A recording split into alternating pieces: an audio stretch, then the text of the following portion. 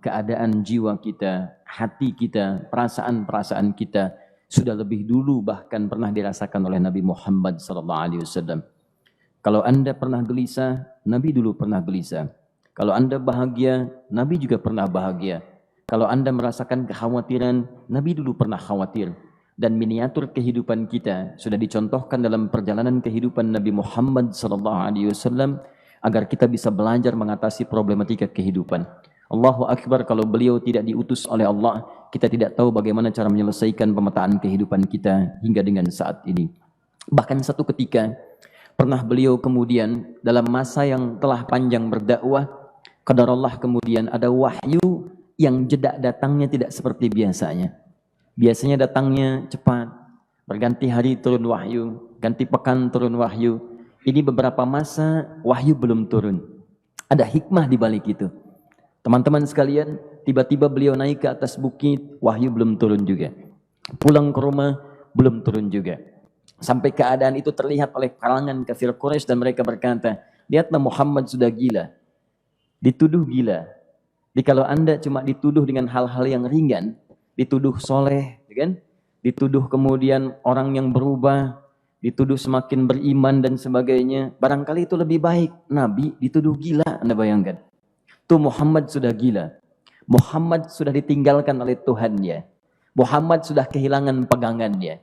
Muhammad sudah tidak punya orientasi. Orangnya sudah nggak jelas, bolak-balik tidak karuan. Naik ke atas bukit seakan-akan orang yang frustasi dan seterusnya. Tapi tahukah Anda apa yang terjadi?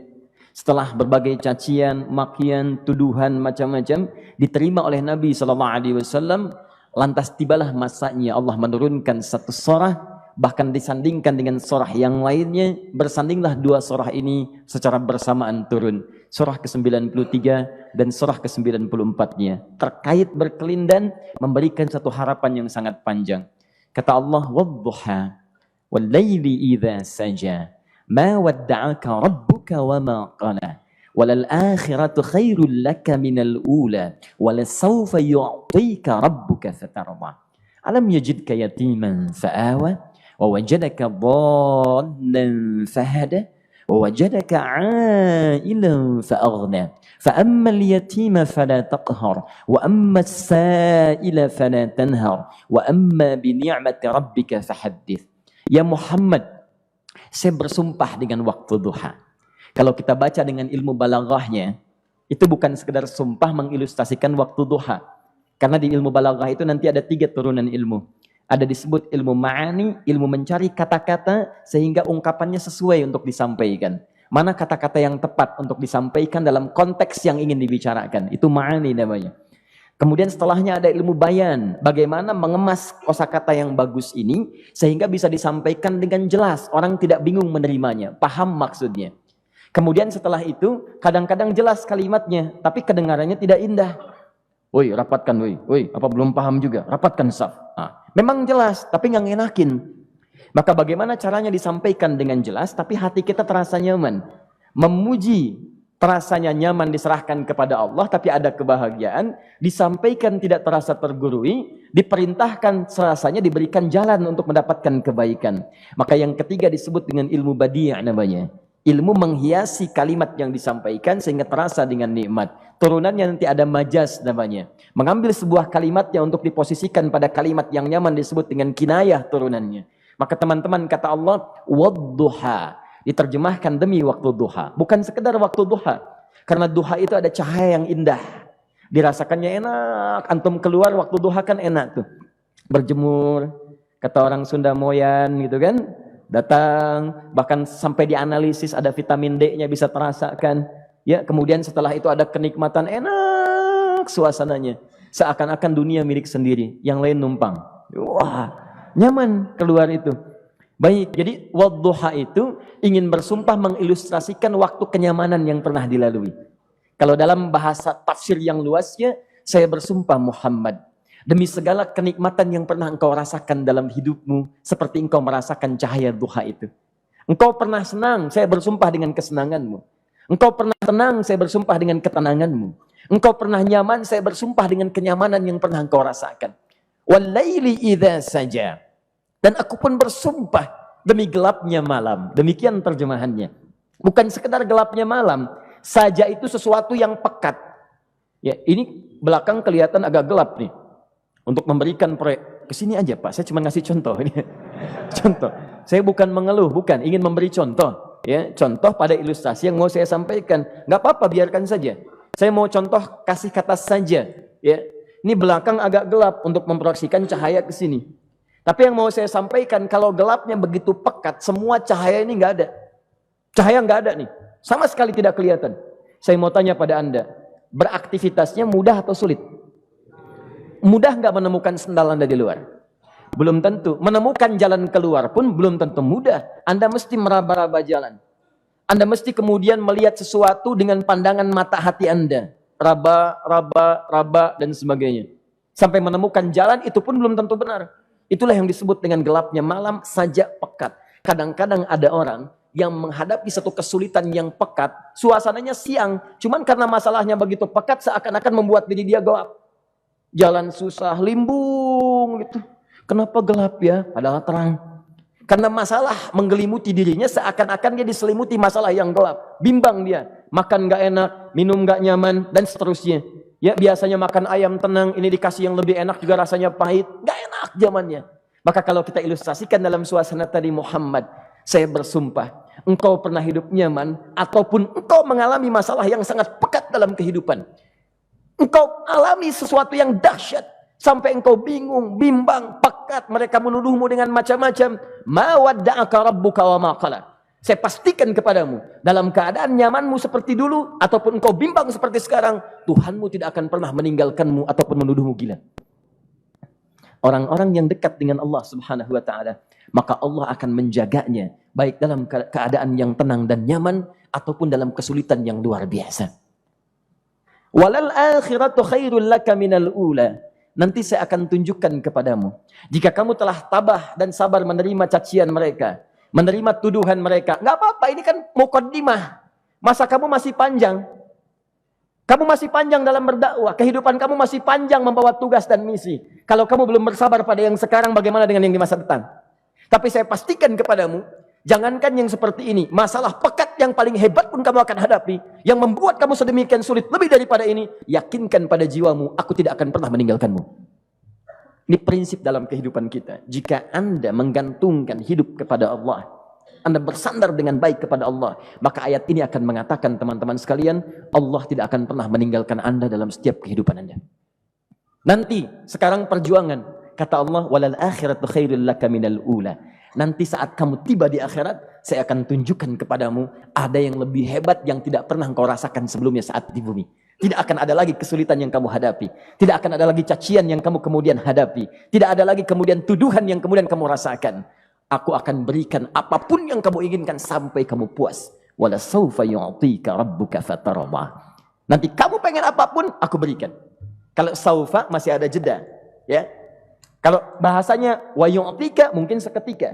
Tapi ketika mengatakan saufa, artinya bukan saat ini Muhammad. Sekarang pun aku berikan, tapi nanti yang di akhirat aku berikan sampai kamu merasa puas.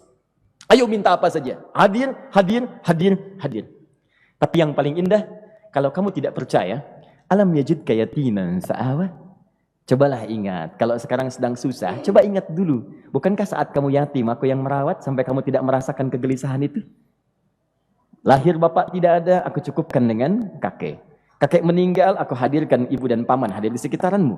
Ibu meninggal, ada kakek. Kakek meninggal, ada paman. Dan Khadijah hadir di sekitaranmu. Bukankah aku rawat pada saat itu? Wajadaka dhallan fahada. Kamu sedang bingung, sedang susah, bukankah sering aku berikan petunjuk kepadamu? Wajadaka ailan fa'aghna. Kamu merasakan kesulitan, lahir dalam keadaan yatim, tidak ada pendukung, maka aku jadikan kaya. Bukankah saat kamu menikah dengan Khadijah, aku tambahkan lagi pendukung untuk misi dakwahmu? Ini pesan dalam Al-Quran. Kalau Anda sedang merasa susah, kalau ingin menenangkan diri, ingat-ingat yang baik-baik yang dulu.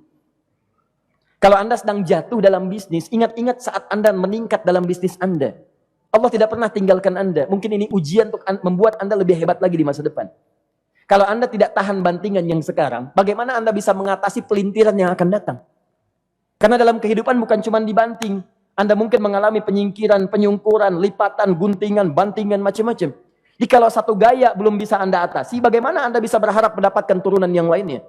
Selalu ingat bahwa jika hidup Anda ingin tampil gaya, Anda harus merasakan tekanan dalam kehidupan. Karena F selalu berbanding lurus dengan P, hukum Pascalnya. Gaya berbanding lurus dengan tekanan. Orang yang ingin tampil gaya dalam kehidupan, maka dia mesti siap menghadapi tantangan-tantangan hidup yang diatasi. Turun ayat. Sampai ujungnya. Jikalau kamu sudah begini lagi, jangan pernah kamu bentak orang lain. Jangan pernah merendahkan orang lain. Karena Allah pun menjaga setiap hamba sepanjang ia mendekat kepadamu. Setelah itulah turun kemudian surah Al-Insyirah.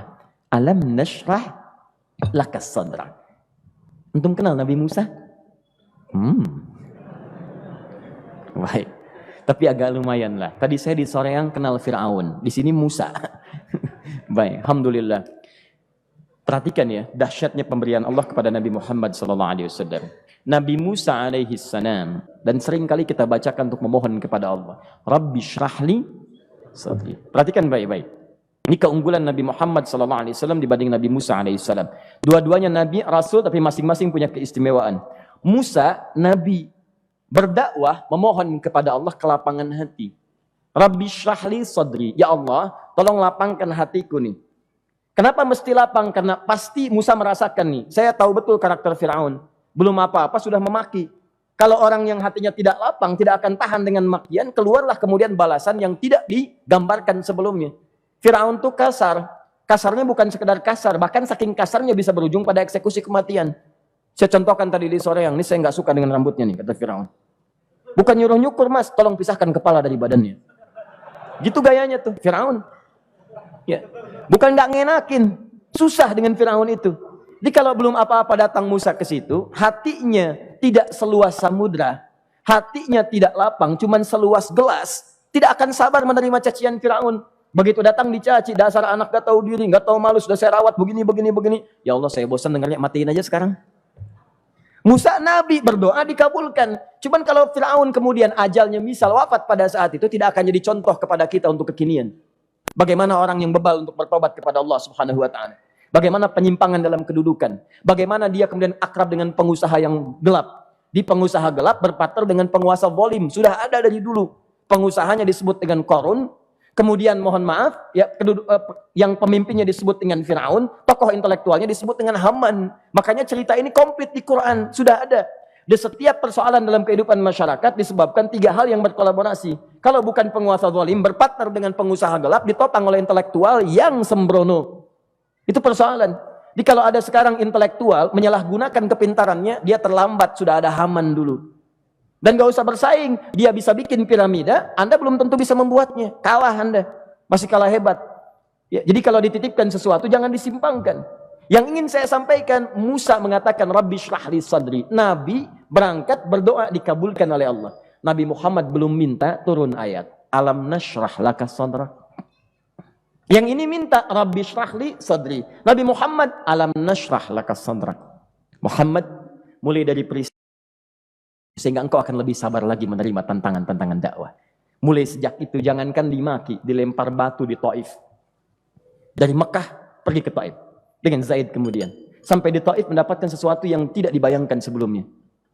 Kalau cuma dihentikan saat mengajar, wajar. Ini dilempari batu. Anda bayangkan? Bisa kebayang nggak? Lempari batu tuh. Dilempar. Zaid jadi tameng, berdarah-darah, kemudian mundur. Mundur, beristirahat di bawah tepian pohon. Begitu beristirahat, datang malaikat penjaga dua gunung. Turun malaikat dengan kesal mengatakan, Ya Rasulullah, mud yadaika ilas sama. Ya Rasulullah, angkat tanganmu ke langit, minta kepada Allah, aku angkat dua bukit di Taif, aku himpit keduanya mereka. Aku himpit penduduk Taif dengan dua bukit itu. Apa jawab Nabi? Karena sudah mendapatkan kelapangan, ketenangan, belajar dari peristiwa-peristiwa tadi, indah jawabannya. Lah, katanya, tolong jangan lakukan. Innahum qaumun la ya'lamun. Mereka belum paham saja. Mereka belum mengerti. Tolong jangan lakukan. Aku bermohon kepada Allah. Boleh jadi nanti di masa depan akan ada hamba-hamba terbaik yang lahir dari bumi Taif ini. Kemudian beliau berkata, Rabbi, ina man takilluni, a'ila qaribin yu'limuni, am ila ba'idin yu'dhini, fa'ana radin ma lam taghdab ilayya. Ya Allah, Kemana lagi engkau akan utus aku untuk berdakwah setelah peristiwa ini? Apakah tempatnya lebih dekat aku jangkau sekarang, tapi di situ aku akan disakiti lagi? Ataukah jaraknya masih jauh, tapi di tempat itu aku akan dizalimi lagi? Aku ridha ya Allah dengan itu semua, asalkan engkau tidak marah kepadaku. Asalkan engkau tidak marah kepadaku. La haula wala quwata illa billahil aliyil azim. Begitu kelapangan itu muncul, ridha dengan ketetapan dan siap, tabah, kuat, hadir dalam jiwanya. Tiba-tiba turun undangan, tunaikan Isra dan Mi'raj. Diangkat statusnya, naik mendekat kepada Allah Subhanahu wa taala. Dihilangkan bebannya, wa wada'na anka wizrak alladzi anqadha dhahrak. Itu hikmah, teman-teman. Barangkali kalau antum saat ini datang ke masjid ini untuk kajian, sedang bawa beban, ada kesulitan, penuh dengan macam-macam, barangkali dibacakan surat Ad-Duha tadi untuk memberikan harapan kepada Anda. Ini bukan PHP, karena ini bukan masalah urusan manusia. Ini adalah janji yang tidak akan pernah diingkari. Innallaha la yukhliful mi'ad. Kata Allah, Anda punya masalah, ingat suasana tenang pada masa lalu. Bukankah saya memberikan ketenangan kepadamu? Mendekat kepada saya, Anda bersabar, yakinkan bahwa ujian yang saya berikan saat ini sesungguhnya untuk membuat kamu lebih hebat di masa depan. Karena orang hebat tidak akan pernah sepi dari ujian untuk membuat dia lebih kuat menghadapi tantangan dalam kehidupan.